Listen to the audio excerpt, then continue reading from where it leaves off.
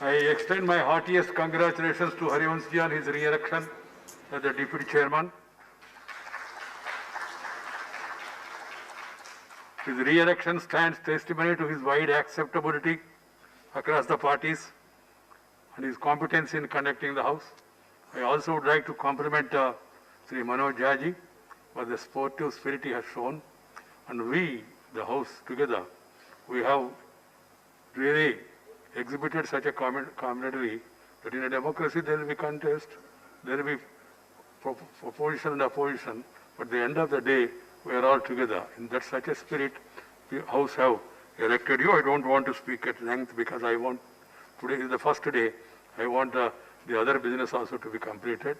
The Honorable Prime Minister has elaborately introduced you to the new members also. There are more than 42 new members who have been elected. That will be very useful for them also to know you better. Of course, the old members, they have an experience also.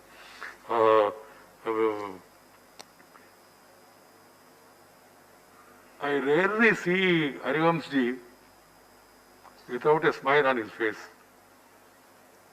That's a great quality in conducting the proceedings of the House in spite of even grave provocations at times.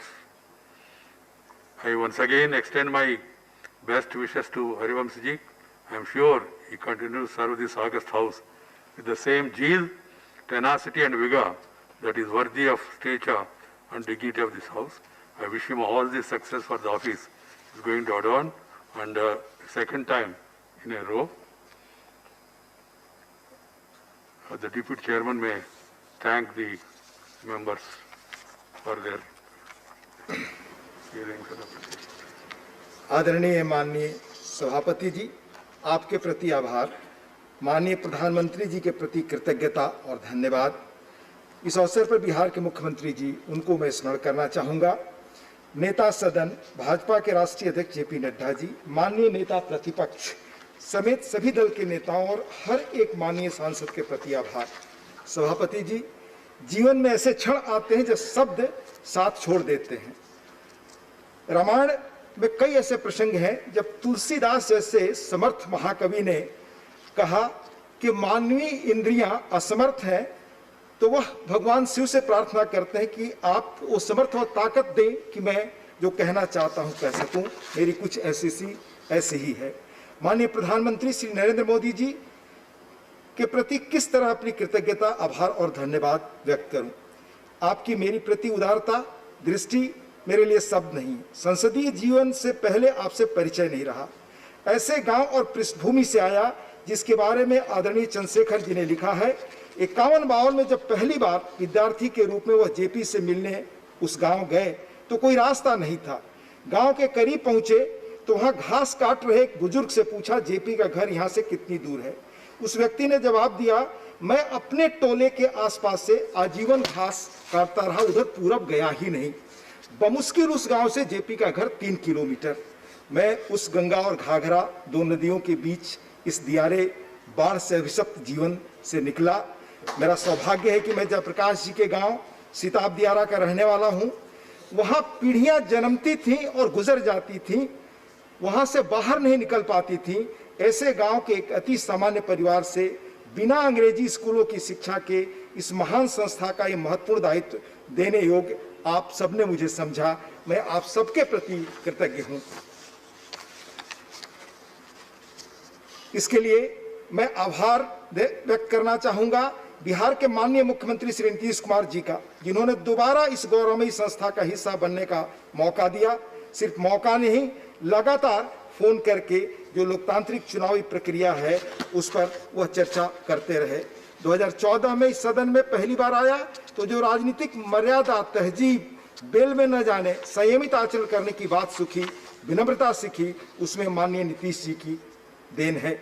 मुझे दोबारा प्रत्याशी बनाने और पग पग पर मेरा ध्यान रखने में जिनका स्नेह मिला, माननीय गृह मंत्री अमित शाह जी, भाजपा के राष्ट्रीय अध्यक्ष जेपी नड्डा जी, शिरोमणि अकाली दल से नरेश गुजराल जी समेत इस सदन के नेता अत्यंत शालीन थावरचंद गहलोत जी, उपनेता पीयूष गोयल जी, संसदीय कार्य मंत्री श्री प्रहलाद जोशी जी, संसदीय कार्य राज्य मंत्री श्री बी मुरलीधरन जी, लोक जनशक्ति पार्टी के माननीय केंद्रीय मंत्री रामविलास पासवान जी, जनता दल यूनाइटेड के सदन के नेता माननीय RCP सिंह जी, जिनका स्नेह मुझे हमेशा मिलता रहा है, शिरोमणि अकाली दल के सदन में नेता बलविंदर सिंह भुंडर जी, सबके प्रति आभार और कृतज्ञता। AIADMK के सदन के वरिष्ठ नेता माननीय नवनीत कृष्णन जी, माननीय बालाकृष्णन जी, बीजू जनता दल के सदन में नेता और हमारे वरिष्ठ साथी और मित्र माननीय प्रसन्न आचार्य जी, TRS के सदन के नेता माननीय के केशव राव जी, BSP के सदन के नेता माननीय सतीश चंद्र मिश्रा जी, शिवसेना के हमारे मित्र संजय राउत जी, आपके संजय जी, माननीय वासन जी, माननीय आठवाले जी, और जैसा मैंने बताया हमारे मित्र डेरिक ओब्रायन साहब, इन सभी का मैं आभारी हूं। जब नया नया आया एक सदस्य के रूप में पीछे यहां बैठता था, तब मैंने सदन में कहा था कि नेता प्रतिपक्ष गुलाम नबी आजाद जी को बोलते हुए जब भी सुनता हूं बहुत कुछ सीखता हूं। कैसे संसदीय मर्यादा और शिष्टता के साथ श्रेष्ठ आलोचनात्मक बातें भी कही जा सकती हैं। माननीय शरद पवार जी, माननीय तिरुचि शिवा जी, पुनः माननीय डेरिक ओब्रायन जी, माननीय रामगोपाल यादव जी, समय होता तो इनमें से एक एक व्यक्ति की खूबियां मैं बताता। एलाराम करीम जी, माननीय विनय विश्वम जी, सभी सदस्यों का मैं हृदय से आभार प्रकट करता हूं। मैं बैठता था माननीय सुखेंदु शेखर राय जी के साथ, उनकी शालीनता, समय के तहत प्रतिबद्धता के साथ अपनी बात कहना मैंने उनसे भी सीखा। मेरे मित्र माननीय मनोज झा जी तय समय में अपनी तथ्यपूर्ण बातें रखते हैं। उन्होंने मुझे फोन किया, मैं व्यक्तिगत बात बताना चाहता हूं, जो उम्मीदवार बने उनकी इजाजत से।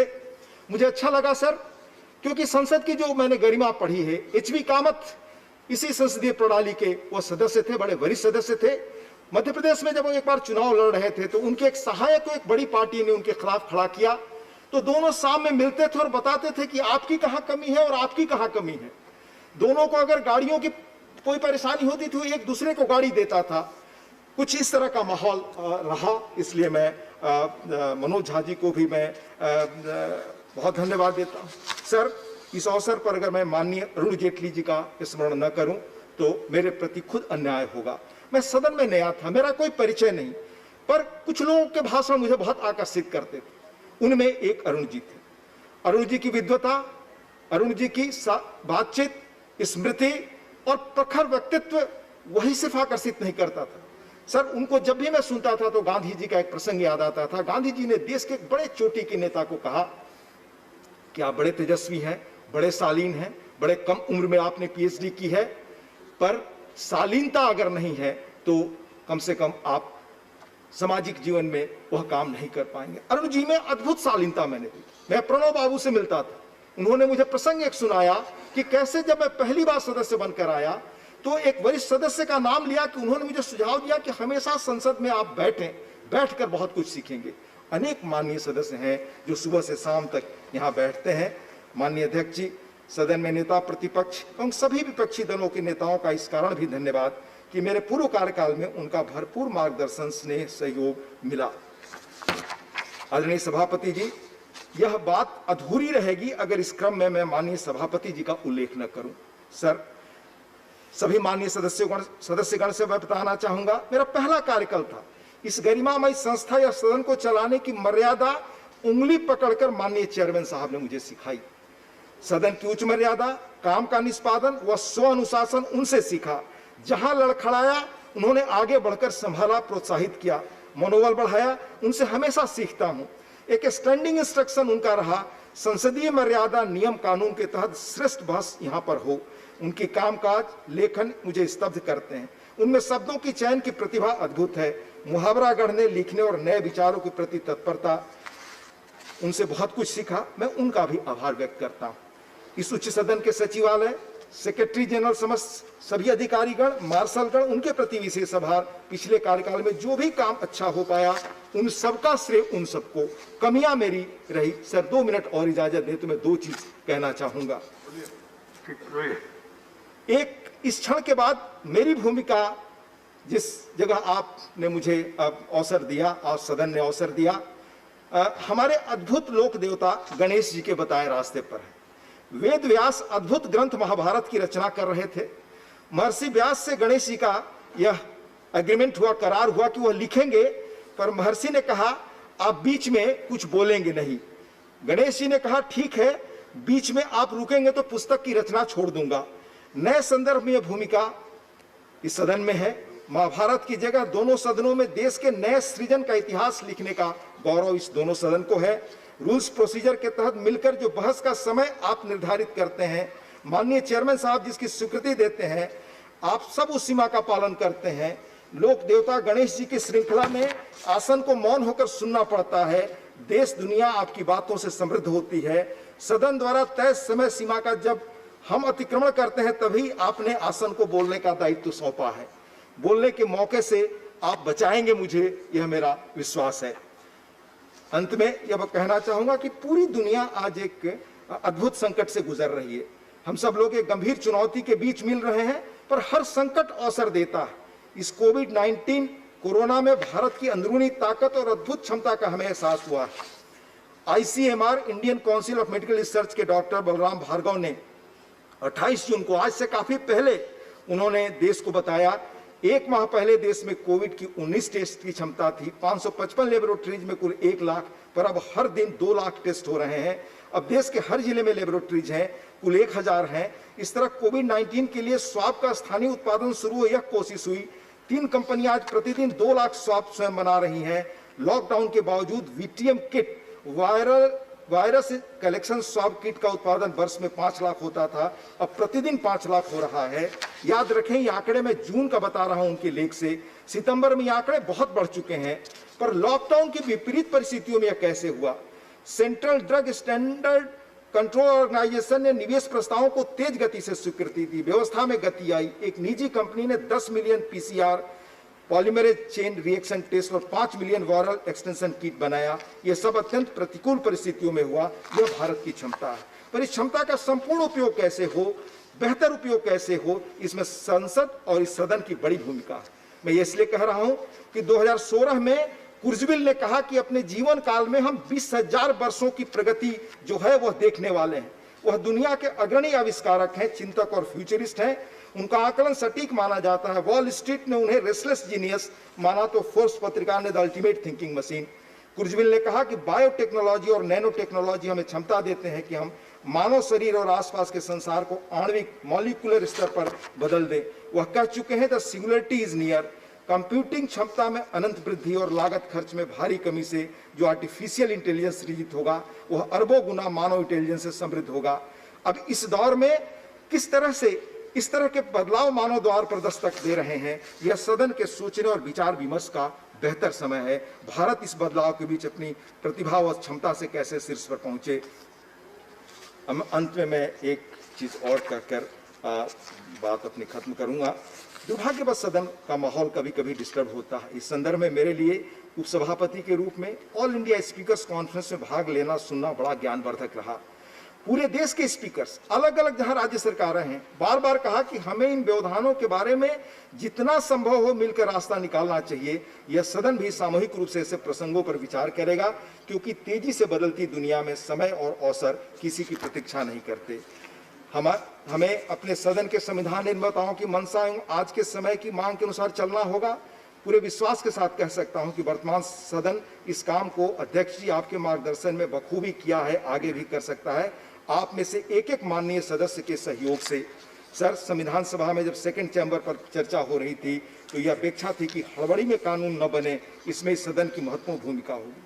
साथ ही श्री गोपाल स्वामी अयंगर ने संविधान सभा के सेकंड चैम्बर से संबंधित आर्टिकल को स्वीकार करते समय भाषण दिया। उसमें कहा, I quote, I think on the whole balance of consideration is in favor of such a chamber and taking care to see that it does not prove a clog either to legislation or administration। यह संतुलन हमें मिलकर कायम करना है। मैं पुनः कहूंगा, आप सबके सौजन्य से यह दायित्व हमें मिला है, आभारी हूं। गोदे मुरारी ने जब यह पद संभाला तो उन्होंने कहा था कि मुझे डर लग रहा है। ऐसी हालत मेरी है।